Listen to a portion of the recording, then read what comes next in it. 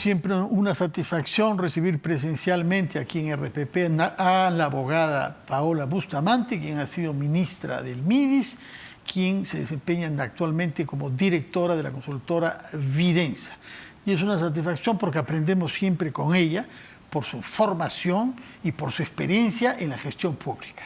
Por eso quería comenzar saludándola naturalmente, Paola Bustamante, buenas noches, pero preguntándole sobre algo de hoy, de ayer. Hoy comenzó el invierno y parece que hay funcionarios públicos que no sabían que hoy comenzaba el invierno y que comenzaba con furor, cosa que hay evidencia desde hace varias semanas que vendría particularmente difícil.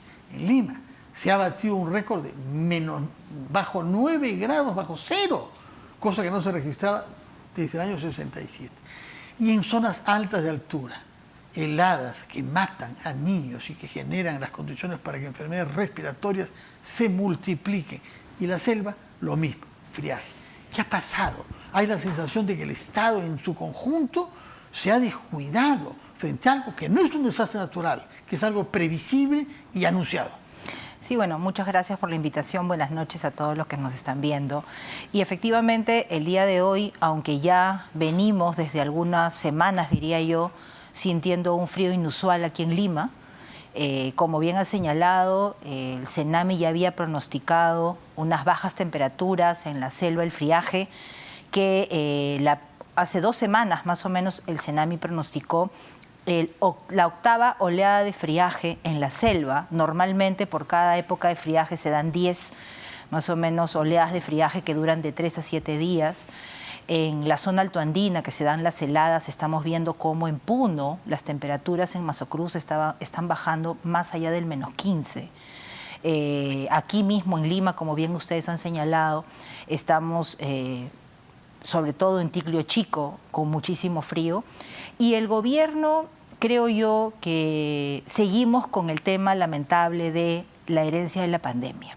Si bien es cierto, la pandemia en el año 2020 impidió que se realicen todas las actividades de prevención que deberían haberse realizado en su momento para prevenir el friaje del 21 y las heladas, evidentemente el 21 no fue tan terrible como este año.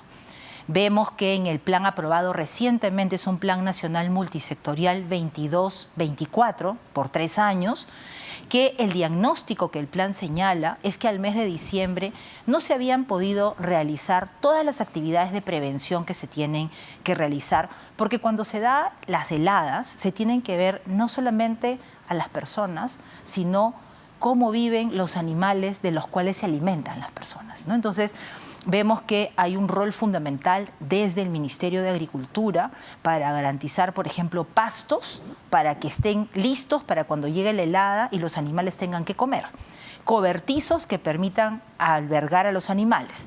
Semillas, forraje, pacas de heno que tienen que preverse de manera previa para que cuando llegue la helada tengan que alimentarse. Y lo segundo, medular, es el ser humano. Vemos que como población vulnerable tenemos a más de 209.000 niños menores de 5 años como potenciales personas, digamos, que podrían sufrir los efectos de las heladas, y ahí la alternativa es la vacunación. La vacunación contra el neumococo, y también evidentemente está vinculado con la vacunación. Se me ha ido, perdóname. Neumonías, ¿no? La influenza.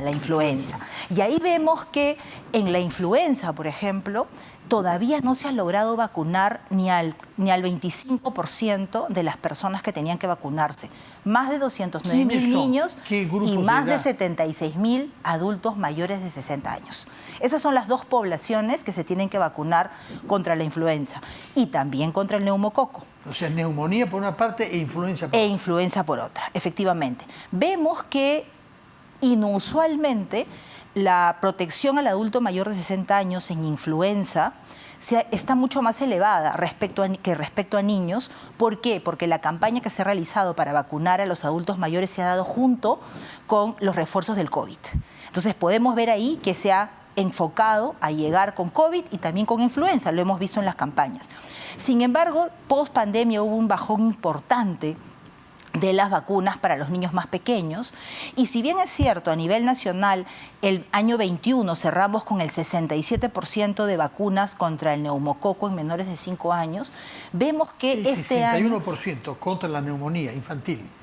Hasta diciembre del 21, Ya. pero en lo que va del 22 no hemos superado el 22%.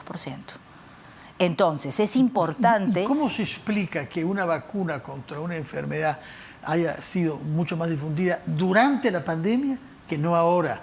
Lo que pasa es que lo que vemos, y de acuerdo a la información que podemos evidenciar, es que se ha estado concentrando en el paquete de vacunación principal para los niños menores de 3 años y 1 año principalmente, pero no se ha hecho mucho énfasis en que ya llega el friaje y las heladas, y por lo tanto los padres tenemos que ser conscientes de vacunar a nuestros hijos.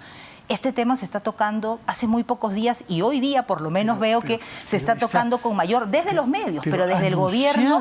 En RPP hemos alertado, porque las previsiones dadas por Senami tienen ya varias semanas. A lo que voy es que los medios han alertado, pero hoy, por ejemplo, salió el viceministro de Salud Pública señalando que el lanzamiento de la campaña va a ser el jueves. Recién este jueves. Ya hay varias decenas de niños muertos por neumonía. Lamentablemente hay niños fallecidos y también adultos mayores. Por lo tanto, el reto que tiene el gobierno en este momento, diría yo, es, 1, avanzar en la vacunación, influenza, neumococo, para menores de 5 y para adultos mayores de 60, porque eso va a salvar vidas.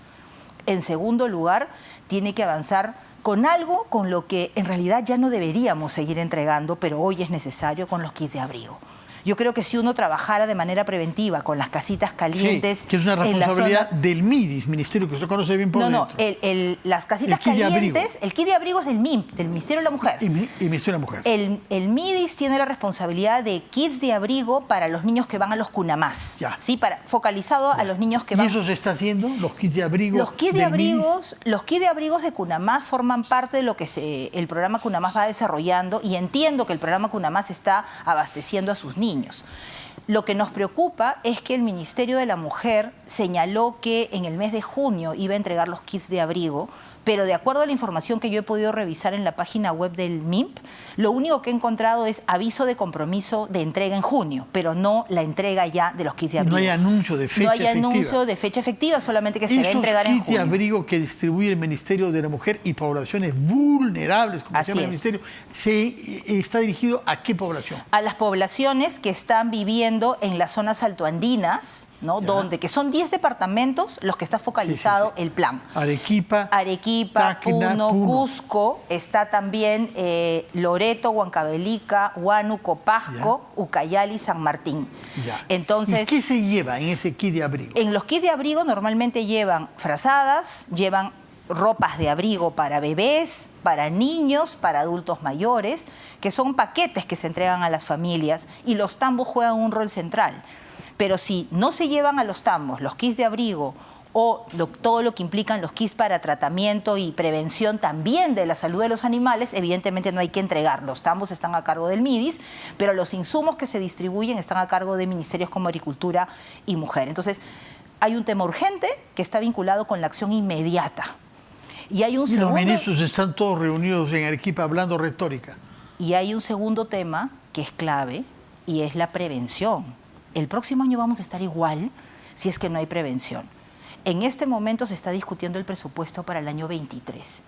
El plan multianual, multisectorial nacional de las y friaje señala que se deben de invertir más de 523 millones en los 3 años.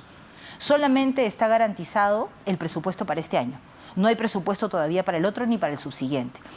Por lo tanto, en la formulación del plan para el próximo año es fundamental que el Ministerio de Economía, así como los sectores, son 10 sectores involucrados en este plan, que tengan los recursos este año. Si no se avanza con las casitas calientes, si no se avanza, vamos a estar exactamente igual. Paola, el tiempo avanza, hemos hablado de algo urgente, que es el clima, es el frío, es esta realidad terrible que parece que algunos han descubierto el día de hoy. Pero usted ha escrito un artículo el domingo en El Comercio que no es algo urgente, es algo permanente, de fondo, el desarrollo infantil temprano.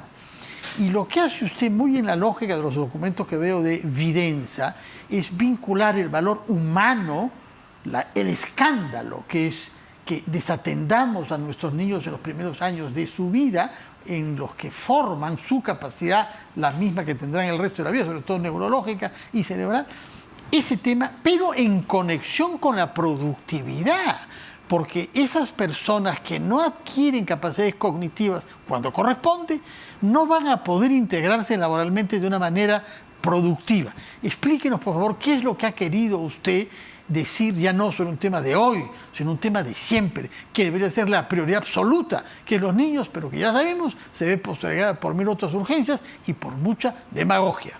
Bueno, creo que es importante señalar que muchas veces utilizamos el término capital humano, ¿sí?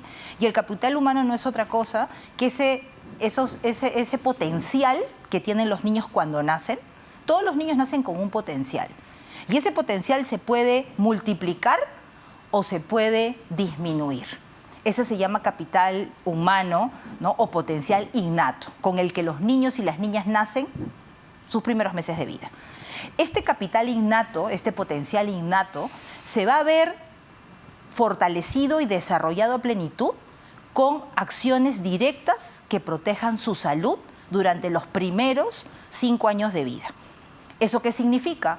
Que las mamás y los papás tienen que preocuparse de llevar a sus niños apenas nacen a sus controles de crecimiento y desarrollo, a sus famosos CRET, ¿no? ¿Para qué?